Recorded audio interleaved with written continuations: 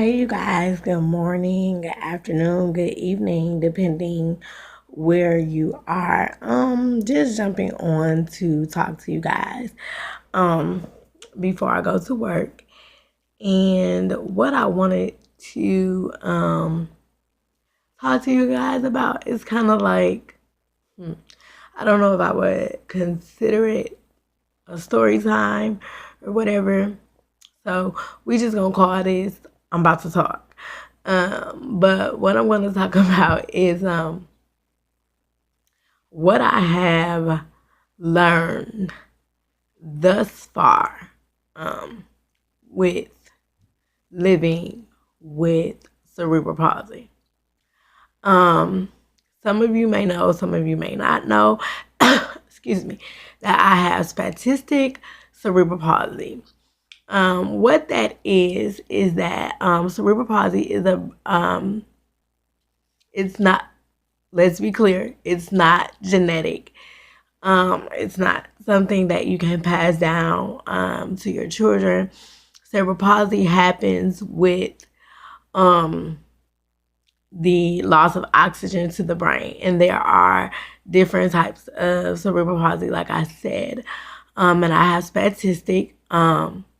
I think I told you guys this in a video before. It does not affect the way that I think or my learning or anything like that. It just affects my muscle movements, muscle tightening, and things of that nature. Yeah, moving forward. So, also, not sharing this to get any sympathy or anything like that. Just want to encourage you all. I sent out a quote this morning, and it said that our challenges are given to us to make us stronger and not to take us out. When God gave that to me this morning, that is what inspired this video. Living with cerebral palsy has been a journey for me. It has been me adapting to the world versus the world adapting to me. And what I mean by that is, yes, there's handicap, accessible entrances and things like that. And you can get, homes that are tailored, to your disability and things like that. But my mom never, she raised me as if nothing was wrong with me. So I don't see nothing wrong with me. But the things that I have learned is that people talk about things that they don't understand out of lack of knowledge. Everyone that has cerebral palsy, or people that are in a wheelchair for that matter, or walk with a cane, or whatever the case may be, might not be able to talk or anything like that, does not mean that we're developmentally delayed. I do encourage you all to stop categorizing people with disabilities, because, like I've been saying in the last couple videos, that our disability, whatever it may be, is a part of us. It does not define us. And truth be told, we all have a disability. All of ours are just not visible like some of ours are. But one of the things that living with cerebral palsy has taught me is strength. Because I'm the type of person that if you tell me I can't do something, I'm going to make it my business to show you that I can. I might have to do it a little differently, but she'll get it done. Cerebral palsy has really taught me strength because there's going to be challenges along the way with learning how to adapt and to do different things, to maneuver in everyday life. Like, people tell me all the time, like, you so strong, you don't complain. What am I complaining for? I'm here. I have a purpose. Like, cerebral palsy is not a downfall. It's my humbling. And I can say that now. Like I said, it taught me strength. It has given me confidence. Which I know some people would say is weird because you would think like, how is your disability giving you confidence? Because I have to walk boldly in this world with my head up, with a smile on, regardless of what people don't understand. I have to love me in order for you to be able to comfortably interact with people. You have to love yourself, and you have to be able to share of yourself. I would rather you ask me, what's wrong versus staring. Like, little kids, I know they gonna stare and say whatever they gonna say, because that's how kids are. But an adult, just ask me. Majority of the time, people think I got in a car accident or whatever, and I just let them roll with that, until they get to asking me questions, because it really doesn't make me a difference. But like, let me see. Like I said, it has taught me strength, confidence. It teaches me how to. It not teaches me. It has taught me to accept people for who they are, to love people for who they are, where they are, and what they have to offer. I don't have patience, y'all, but I'm working on it. With patience, with like, when I'm ready to go, I'm ready to go. But because I can't, I'm not gonna say that I hate the word can't. So I'm gonna just say, when I'm unable to leave as quickly as I want to leave. So pray for my patience. But as far as like motherhood, that has been my biggest test with cerebral palsy, because even my doctor, y'all, was like, she not gonna be able to carry this child for a term. A lot of people was like, how are you going to, take care of your baby once your husband go back to work? I already had in my mind that I was gonna do it. Yes, I could not, like, when my baby cried, it wasn't like I could run in the room and pick him up and just go back to my room. So I already knew that I would have to get like something with wheels so that I can push it, go to him, pick him up, and then bring him to where I was. Cerebral palsy has taught me to adapt, to make adaptations, to do the things that I have to do. It has taught me not to complain, but to always remain humble, because it could be worse. I praise and thank God that I don't have to have any more operations.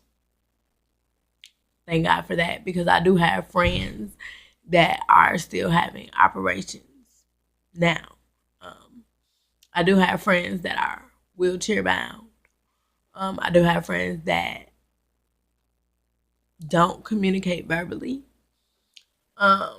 So there's no need for me to complain.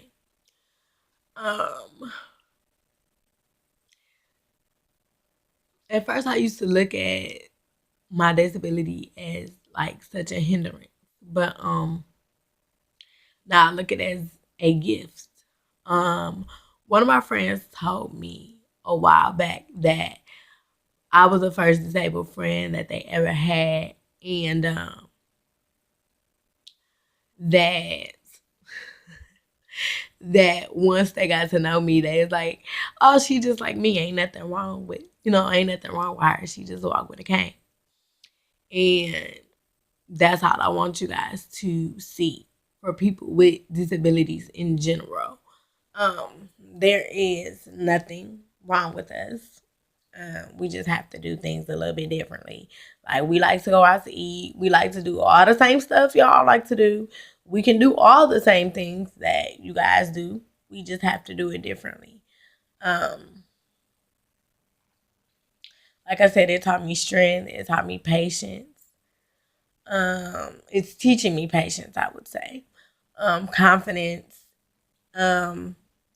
It's teaching me to remove pride aside and be okay to ask for help, because I'm a very independent person. Like, I don't know if that's because I have cerebral palsy or if that's just it.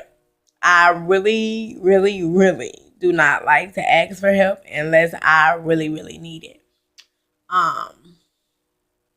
And then the thing that I really had to swallow my pride with is with my baby. My husband works full time. I work, and I'm not able to get to my baby bus stop and things like that. So I do have to ask people to get him from the bus stop, bring him to me and stuff like that. And that took a lot for me because I'm very protective when it comes to him. I love people. If I ask you to get my baby, I trust you. But it still was hard for me at a point, because I'm like, that's something that I wish that I could do. But then God had to remind me, you are doing it. It's just someone else you were able to ask someone else and they were able to move in that way for you. Like I said, cerebral palsy has taught me so much, and it's still teaching me so much. Like, I'm still learning. Like, there's really nothing that I can't do. I just have to do it differently. I have to adapt the situation to me and not me to the situation. So that's why I strive to do the things that I do, encourage, motivate, speak, and not be ashamed of my diagnosis, because it's people that need to hear it, disabled and not disabled. Because we as people, we complain a lot when things don't go the way that we want them to. We tend to complain. It's people that can't get out the bed at all, not mobile at all. It's just so much. It's people that wake up and have to take medicine daily. You have to be willing to, like I said, let your challenges strengthen you and not break you. And that's basically, in a nutshell, what cerebral palsy has taught me. To not let this challenge, this humbling experience, break me, but strengthen me. And as I get strengthened, I'm motivated to encourage other people to just keep pushing, to keep pressing, to keep fighting. Because it's people with cerebral palsy that are young, that are like 7, 8, 9, those ages. And they need to see someone older, like myself, letting them know, like, yes, you can finish school. Yes, you can go to college. Yes, you can get married. Yes, you can have a kid. Yes, you can work. Yes, you can live your life. Cerebral palsy is a limitation to the eye, but it's a motivation for me. So I encourage you all to change the way you view any disability, whether it's muscular dystrophy, whether it's lupus, whether it's MS, whether it's a immune situation, whatever it is, because you'll never know what someone is going through. And I'm going to actually put, because I found this channel yesterday perusing YouTube, and it's called Special Books by Special Kids. I'm going to again put the name of that channel in this description box, and the next time y'all want to complain about anything, watch one of those videos.